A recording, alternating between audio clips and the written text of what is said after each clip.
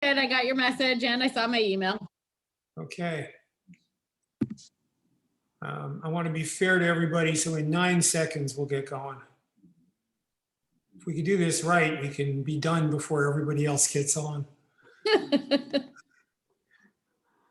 All right, it is 7 o'clock on December 15th, 2021. Thank you all for coming. I'd like to call the meeting to order for there's Mo Barocas, for the Finance Committee. I believe we have 6 members in attendance. A few people could not make it tonight. Work, this and that. Big thanks to Kathy Granlund, who's got a cold and still managed to get in, so yay. The agenda is blissfully short tonight, I think. Let me pull it up just to be sure that I am 100% right about that. We have a couple of transfers to approve, or not, but I assume we will, once Charlie explains why they're essential. And then I just want to do a very brief review of the next month or two of our process for the operating budget cycle, and then we can say happy holidays and move on. Has everybody had a chance to read the minutes? It was all our votes for the capital improvement plan. And Ira, did you have something to say? Yeah, I was going to move that we approve the minutes. My name is misspelled in one place, but I don't, there could be It's a lot spelled worse. J-E-P-F. Close enough. N-A-S-H. It's probably better than What, T-R-A-S-H. They didn't spell it tush, did they? Yeah, Jeff Tush. Anyway, none of those comments qualify as a second, by the way. I'll second it. Thank you. Let me just make sure I got everybody here. We'll just roll through it. I'm going to say aye, Jeff Tash. Jeff Nash also. Aye. Jeff Nash. Ira. Yes. Jen. Aye. Mo. Is that an aye, Mo? I wasn't in attendance. Oh, correct. So never mind. And Kathy? Aye. Okay. So they are approved 5-0. I think we're going to have to be explicit about votes and things because Karen is running 2 meetings tonight, our meeting and the planning board, and it will be a challenge to be able to take notes while we go. So we'll be as clear and explicit as we can be as we go through the meeting. I'd like to invite Charlie he had expressed a willingness to do a brief overview of where we are in the process of reconciling the town finances. And of course, if anyone has any questions, please feel free. I'm going to turn the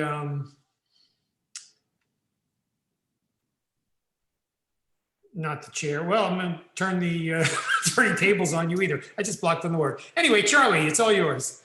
Okay. Thank you, Fred, and nice to see everybody. It's funny. I met with Fred today just to go over a few issues, and I was thinking, frankly, I've been here for serving in Wellfleet for 6 months today, so it's sort of always like, have I performed right? And I've received some comments about where we are and where we should be through different sources. And I talked about it kind of extensively last night at the select board meeting. And, I would say to you all that I would have thought that at this point, we would be sort of at a point right now that we would have been closing out fiscal year 20 and fiscal year 21 and getting close to certifying free cash. And so, why aren't we where I thought we would be? And just for, it's important for members of the finance committee and the select board to know, because people approach you in the community. And that has been interrupted a little bit. Now, our assistant town accountant has been out for about 2 months now on some, I can't talk about the details, but unauthorized leave. So that has created a situation where Lisa Sauvé, who's our interim town accountant, is doing the town accountant's job, the assistant town accountant's job, and still trying to reconcile the books. But she's just a total hero, and she's persevering. So I want you to know the background of that. Now, Mary McIsaac, who has been helping out with the reconciliation process, has still made some progress. But our town treasurer, Miriam Spencer, resigned at the end of November. Now, Mary McIsaac, in the past, she's had a long, storied career in municipal finance. She was a treasurer, collector. So I've assigned Mary to serve as the interim town treasurer. So as of December 1st, so Mary's not only doing the treasury function, but she and Lisa are continuing to do the reconciliation review process.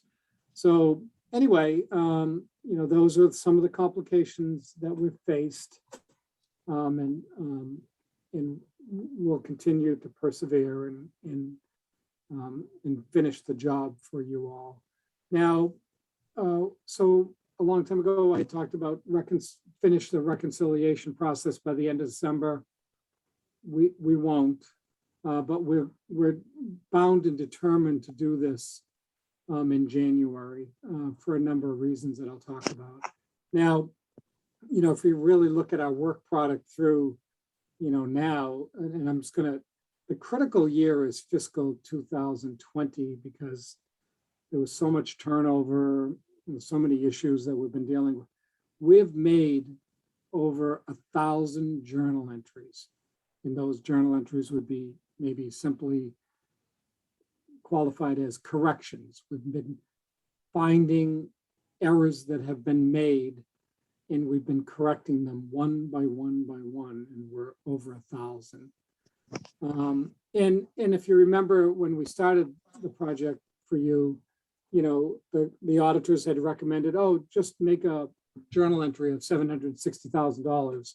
And, that wasn't our preference. We didn't recommend that course of action. And we felt that, in terms of accountability and credibility, that we really had to go back and forensically look at all these transactions. And that's what we've been doing. And there wasn't, I did get a call from, I'm going to go on a little longer than probably I told my spouse, but because I think it's important for you to know this. I did get a phone call from some reporters who wrote an article in the Provincetown Independent, and one of the editor, frankly, said to me, "Hey, why haven't you referred this to the district attorney?" And the answer is, why would I do that? Because we haven't found any criminality. We've found a lot of errors, and there's a lot of reasons for that. People with not adequate background and experience, a lack of training, a lot of turnover. So, but we haven't found any criminality to date. And someone did say to me, well, suggesting that I might be covering up for somebody or something. And I don't, I suppose I could risk my reputation to do that, but I have no incentive to do that. I really look at my job here in Wellfleet as serving the select board who appointed me and the community. And we have a responsibility to do our job as efficiently and as professionally as we can. We have not found any criminality. So that's why we haven't referred it to the DA, and we're making good progress. I was talking to Mary McIsaac and Lisa Sauvé because, we've all been here about 6 months or so, and in different forms. And, we're all retired, and, there's an element of that part of our life that we want to get back to. So we do want to finish the job. We're not going to leave if you don't want us to. until we finish the job. And Mary and Lisa have been working crazy hours. They send me messages. You know, they both live on the in the Sandwich, Barnstable area. And they'll get together on Saturdays and continue to review and make corrections. And they're doing a lot of this because they want to finish the task. And we will. We're still thinking that we'll close out FY20 and FY21, after the holidays, sometime in, mid-January. And that once we do that, we can then certify free cash as we get to the end of January. So we're still committed. As long as you want us, we're going to stay and finish this job and deal with the issues that we need to deal with. I do want to tell you that we've received, you have a lot of solid department heads in your major departments that, in spite of all these uncertainties, have maintained their own records and have been incredibly valuable to us as we navigate this process. So, I think there's a broad brush that sometimes is applied in these situations, but you have some wonderful people.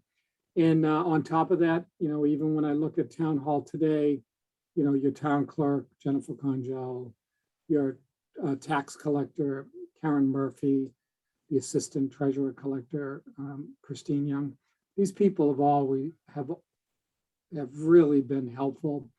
And they're inquisitive and they want to, there's an opportunity with them working with Lisa and Mary to learn about a lot about their jobs, and they're helpful, they're inquisitive, they want to learn, they want to grow. So they deserve, recognition.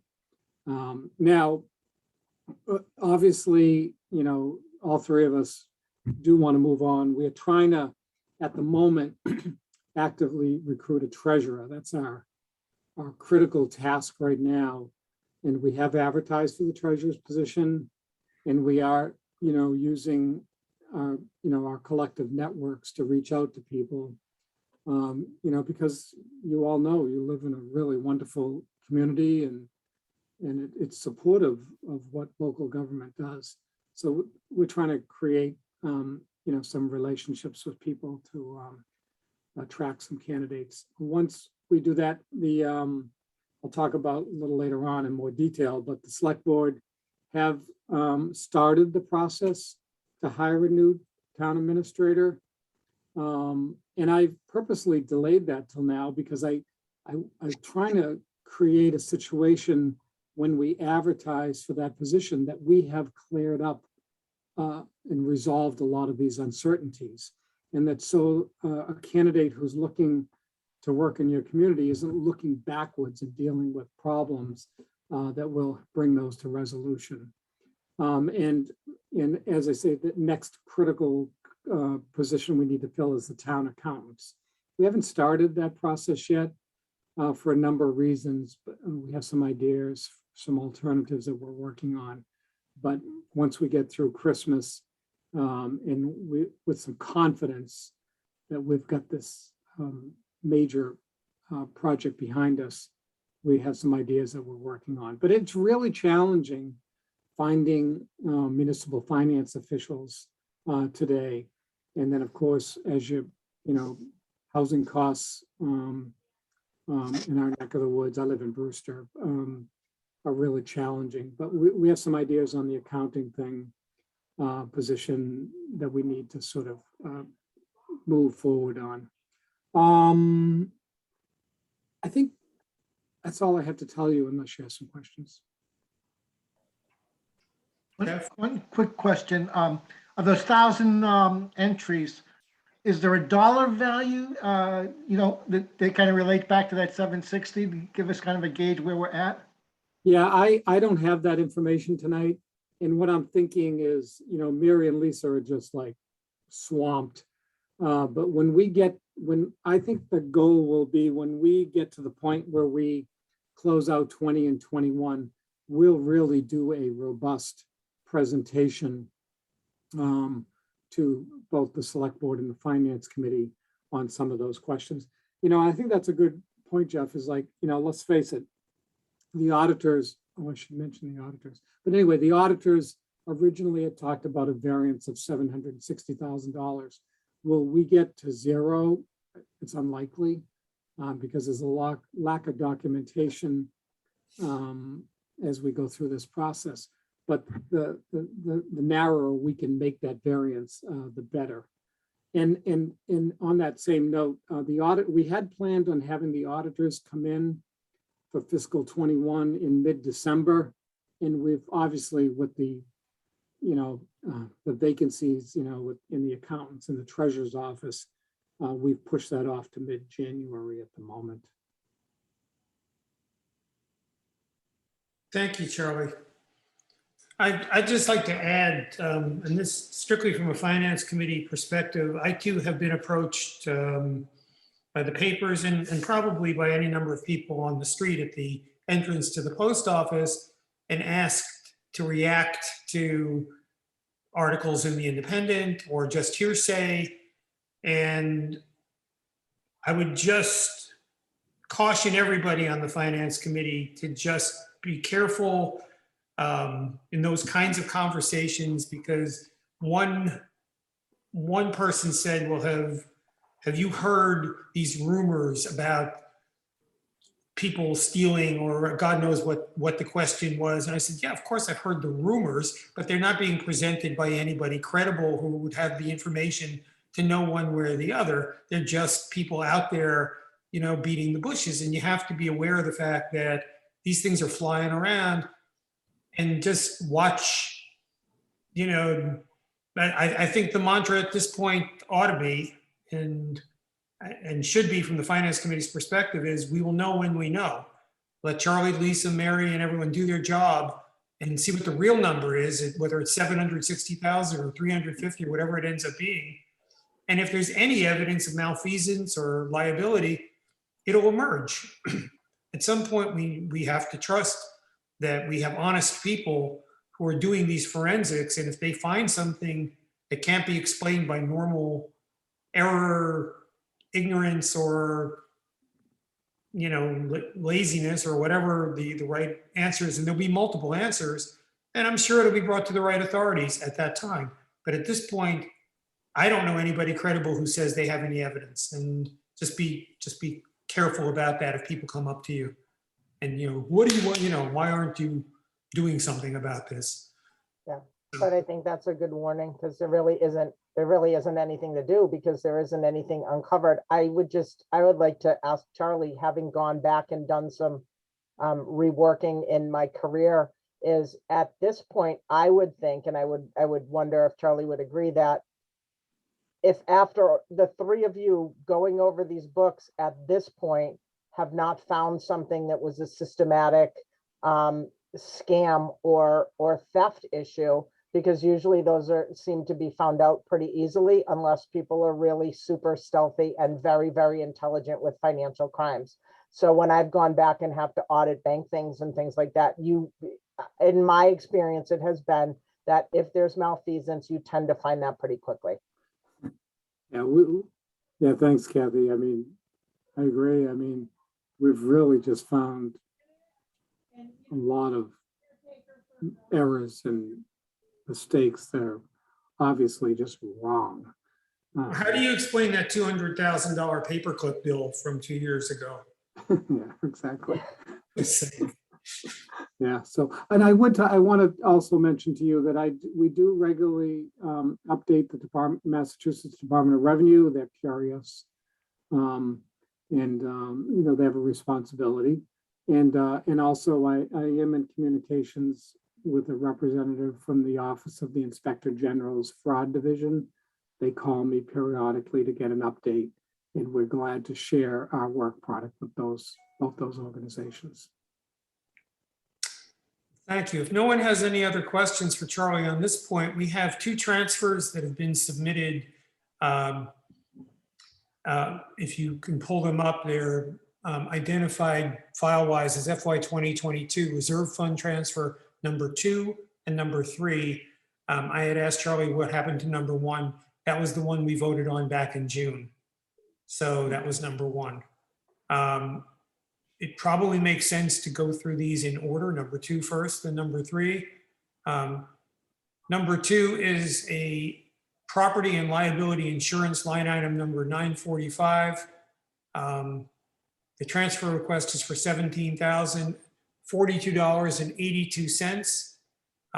It is described in there, but Charlie, if you would just kind of briefly identify what it is we would be voting on here. Yes, and it's related to reserve fund transfer number one. If you went back and looked at the form that I sent you then, the property and casual liability insurance budget was underfunded by approximately $68,200. It just was an error. And let's face it, people had to put a budget together really quickly last year. And so in reserve fund transfer number one, I had requested I had to pay the liability and property insurance bill for the town of Wellfleet. So I entered into a payment plan with the insurance company. And your reserve fund transfer number one, each payment is $8,521. So reserve fund transfer number one, you gave me money for 3 payments for October, November, and December. And I thought we were going to have a special town meeting in December. Well, we don't have free cash certified, so we couldn't do that. So hence, I have submitted reserve fund transfer number two, which would be those same payments for January and February. So the total amount is at $17,042.82. And then, we'll see where we are at that point. I probably will have to come back to you unless we have a special town meeting at some point.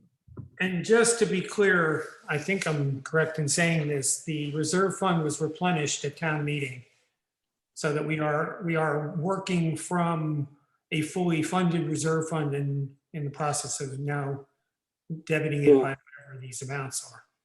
Yeah, thanks, Fred. If the original appropriation from June 26 was $89,500, if you approve reserve fund transfer number 2 and 3, you'll have a balance of $36,855. I'm rounding a little bit. Okay. We make a motion? I actually, that's right. Just bearing in mind, though, that the reason the balance is as low as it is because we also approved reserve fund transfer 1, which so it's that plus these two will decrease the overall fund by about $54,000. So, if no one has, Jeff, I can't hear you. Could make a motion to transfer the fund? Absolutely, you can. So moved. Have a second? Second, All right. I will vote aye. Jeff, Aye. Kathy, aye. Ira, Aye. Jan, Aye. Mo, Aye. Bob. That's a universal sound for aye. So we are 7-0 to approve the transfer. And I'll come to town hall probably tomorrow to sign them because I need to do that. So, all right, the second transfer is identified as number 3, and it is for consulting expenses. Charlie, could you speak to that? Yeah, so that is a request for $7,920. And I have a little bit of, we've hired the firm of Grew White Consulting to assist in the recruitment process to hire a permanent town administrator. Their total bill for services is $9,920, but I do have $2,000 in the town administrator expense budget that I could apply to this, but I do have a shortfall of That's $7,920. Obviously, I'm really supportive of hiring Greer and White so they can hire a permanent town administrator and I could go back to my more leisurely existence. But anyway, I will tell you that Greer and White, that firm, Rick White is really managing this process. Rick White and I have known each other for almost 40 years. He was a town administrator all over the place like me. And I worked with Rick White in Provincetown. He helped us with the search process in Provincetown. I was on that committee, and the select board have appointed me to serve on the Wellfleet Search Committee. So I have a lot of confidence in Rick. He did a really good job up there and spent just an enormous amount of time doing that job. And I think he'll do a good job here as well. Thank you. I'd like to also point out that as long as you attend our meetings, we have 2 members from the screening committee ending, because Kathy is also on the screening committee. And so I'm going to assume going forward that whatever progress is made, we will get timely reports, because one or the other of you will be in a position to hopefully let us know whether there are even any candidates showing And up. Rick has reached out. I have already received an email from him. That's So great. I imagine he's waiting for his bill to be paid for the next steps. Well, would anybody like to I make, would motion to move that money so we can pay this guy and get on with it. have a second? Second, I'll second it. Okay, then I will say aye. Jeff, aye. Kathy, I, Ira, Aye. Jen, Aye. Mo, Aye. Bob. Bob, did you have a Aye. question? I'm sorry, I No, said, I'm saying aye. okay, so we are 7-0 to approve the transfer. And thanks for that. The only other business that we have tonight is to kind of quickly review some stuff we've been doing with our policies and procedure work group in connection with Charlie. Charlie, you don't really need to be part of this conversation if you want to get back to your party. I was going to say, someday many of you might meet my spouse Cindy. It'd be best if I exit stage right. Yeah, thank you for. Merry Christmas. thank you, Sally. Merry Christmas. Same, everybody. And by the way, thank you so much. I do appreciate the support and have a wonderful holiday season. Yeah. You Thanks, too. Charlie. See you next. And Karen, thank you. If you can hear me, she's been very helpful too, by the way. Bye-bye. I can hear you. You're welcome. Bye, Karen. Good night. Let me briefly get you all up to date on what's been going on with the policies and procedures stuff, but particularly as it applies to this next phase, which is the operating budget presentation and review phase that we go through every winter, usually starting right after December. I met with Charlie today, and we had put forward some recommendations, and they're pretty cosmetic from our perspective. I'll send them to you after the meeting, but basically, if you go back a few years, the way the department heads had to put their budgets together, they had to create this plain English language section at the front that talked about what their achievements were for the previous year, what their goals were for the coming year, a brief statement of what their mission was, and so on. And then a line item description of their operating budget followed by a spreadsheet. And the spreadsheet typically would have 2 years of actuals and then the proposed budget for the coming year. And if there was variance, as there was sometimes variance, if the select board budget was different than the TA/department budget, that would be noted as a separate column. The goal from the finance committee's perspective over the last 4 or 5 months, as you know, has been that we just want to get integrated better with certain parts of town government, the department heads, the select board, and the TA and the accounting functions, and that the processes for doing that are a little bit different. So each one has to be kind of reconsidered, but there is a sort of a Venn diagram where they overlap. And this is one of those areas where in the conversations we've had with Charlie, we've suggested that in preparing the budgets and doing this consistently across all the departments, that we go back to something similar to the formats of a few years ago, where the department leaders will fill out in plain English what their goals are and what they hope to accomplish. But in addition to that, one of the things that was missing in the old format was where there were going to be significant increases, and those would typically be in personnel in an operating budget, the A section, where you see not only the big jumps in terms of percentages year over year, but you see the big jumps in dollar amounts as well. We've all experienced that those issues be elevated to the front end of the budget. There was a form, it didn't get widely used, to define what were called additional budget requests, which covered a lot of the information that we were requesting, but they were stuck further down into the budget. So all we're really asking of Charlie is that he and while he's working through that the department heads, if they have a significant new large budget request, that it be placed somewhere near the front of the narrative so that anybody reading the budget can go right there. Which line item, how much is it, why are you requesting it, and how is it getting paid? And it's pretty straightforward. It doesn't require a lot, it won't require a lot of line items. It's not for every line item in the budget, probably one or two per budget. And Charlie and the accountants have agreed in principle that they will make an effort to do that. In addition, there will not be line item summaries of previous years when we get the budget book this year, because they don't exist yet. There will be, though, totals.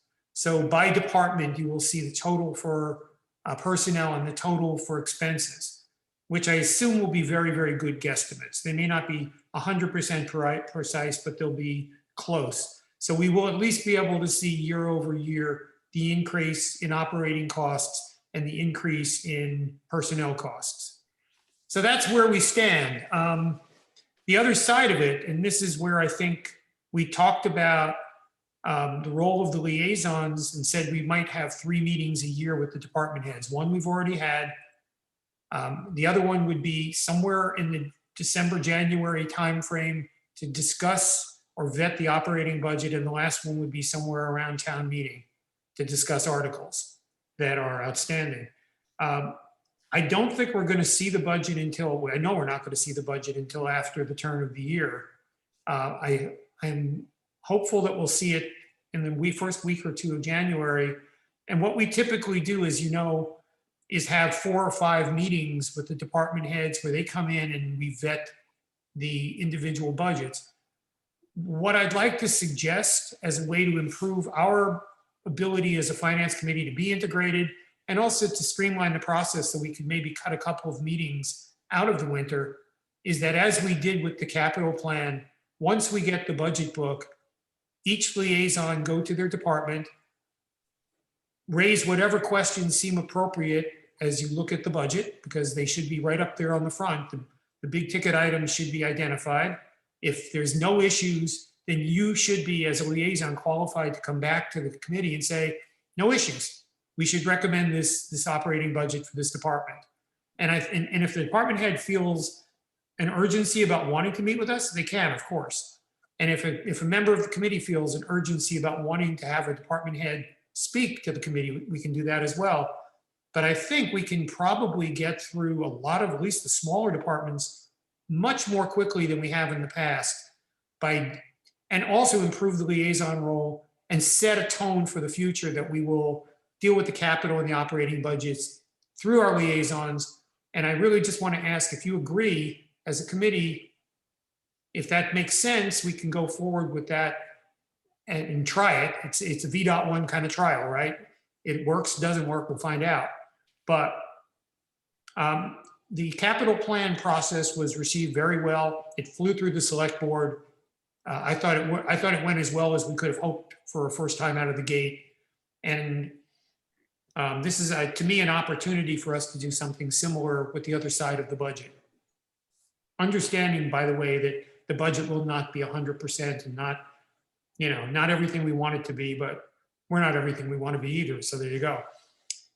What do you think? I'll just throw it out there. That was a long preamble, but that's pretty much the whole story. Sounds good to me. Okay, terse, to the point.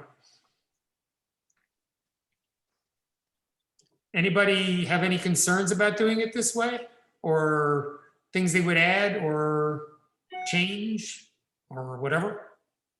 See how it works. Yeah, that's how I feel about it as well. It worked on the capital plan. Why wouldn't it work on the operating budget? We're only going to be as good as the numbers anyway.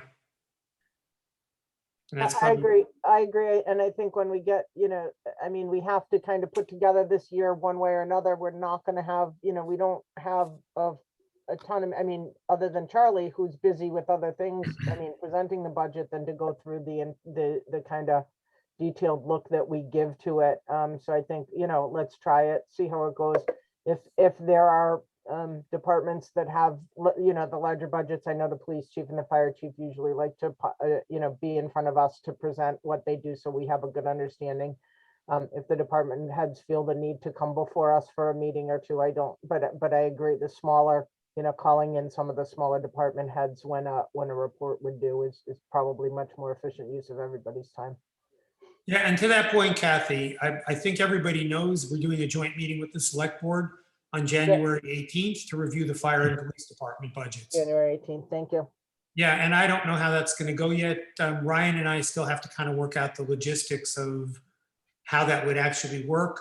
But the thinking here is that because they are typically they are the most stable, easy to understand operating budgets, we can probably get through a joint meeting in 2 hours or less. That was my one stipulation to Ryan, is that we aim for no more than 2 hours.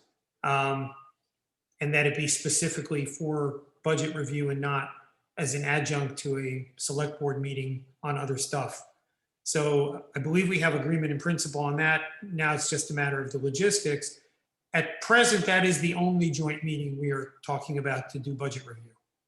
So we will be doing, as I understand it, all the other department budget reviews as we do on our own. And we can forward those as mini reports to the select board after we do them, if they wish. This is, again, a test bed to see if we can meet with them and also meet the charter requirement to have a joint meeting. So January 18th, it's a Tuesday, we'll be meeting with the select board to review the police and fire department budgets. I don't know that we need a vote on this, but I'm going to just say, at least informally, I would actually entertain a motion to agree that as a policy, this is what we will try to do it this way, with all the vagaries that are implied in terms of how it's going to work. At least we're on the record as saying, yes, as a committee, this is what we're going to try to do about the operating budget reviews. So if nobody has an objection, I'll just assume it's a 7-0 vote, an unofficial vote. And we'll go forward, and details to follow. There was one other thing. Fire and police was not it. I know I'm going to think about it as soon as we're done. Let me just jump in for a quick sec while you're thinking that through. Yeah. To me, what you're proposing here and what we're trying to do, in my mind, it's really a reset for FinCom, and kind of as we look back on the town's financial crisis, and as it's getting coming into focus, I think that the biggest problem was the issue of the cash reconciliation, and as we're moving forward, I think to just find out what kind of indicators, what kind of metrics, so that we might be more alert to some of the issues that cropped up this time. And I think that's what we're trying to do here. The word reset just jumps to my mind, whether it be in how we're handling our liaison roles, what the information that we're requesting of the TA and even the joint meeting and kind of how we're willing to work with the select board. So it's really a reaction to what has been a financial crisis and kind of how we're viewing our role to hopefully help prevent it from happening again. Yeah, I think that that's a valid point. In fact, I might even expand it to say the whole town's doing a reset in a way. We're going to have a new accountant, we're going to have a new treasurer, we're going to have a new TA. The select board's going to have to rethink its role in relation to oversight. And to your point, we are in the process of rethinking how the finance committee integrates with all of that. And so far, so good. I mean, but it's still obviously will be determined by Charlie and Lisa and Mary and everyone else's ability to get to the finish line. And then there we go. I have nothing else. We move to have a Merry Christmas. Well, you always can. I'll move it. Let me just make sure that I'm not missing something here that, The agenda for the winter meeting, I think you went over yeah, I that. think we've pretty much covered. Correspondence, I think. time to Yeah, close. no, so, Hey, Fred, did you do the minutes? I didn't, Yeah, we I did. couldn't tell if you did the minutes or not. we did the Okay, minutes. did you approve them? We sure did. Okay, thank you. Sorry, It was a 6 trying to to catch nothing. up. Karen, it was a 6-0 vote because Mo wasn't at the last meeting. Okay, thank you. Sure. Thank you. If anybody has anything else, this is your time. Otherwise, I think to Jeff's point, happy holidays, Merry Christmas is appropriate, whatever. I certainly entertain a motion to adjourn. So moved. Got it. All those in favor go, hey, Merry Christmas. Merry Christmas, Merry everyone. Christmas. Good to Thanks, see you. Fred. Thank you, guys. I'll be in touch. Okay, thank you. Bye-bye. Happy New Year. Bye-bye. Good night, everybody. Thank you. Good night. Be Feel well. better. Thanks, Fred. I'll talk to you. All right. Merry Christmas, Happy New Year. Bye-bye. Thanks, All right. Bob.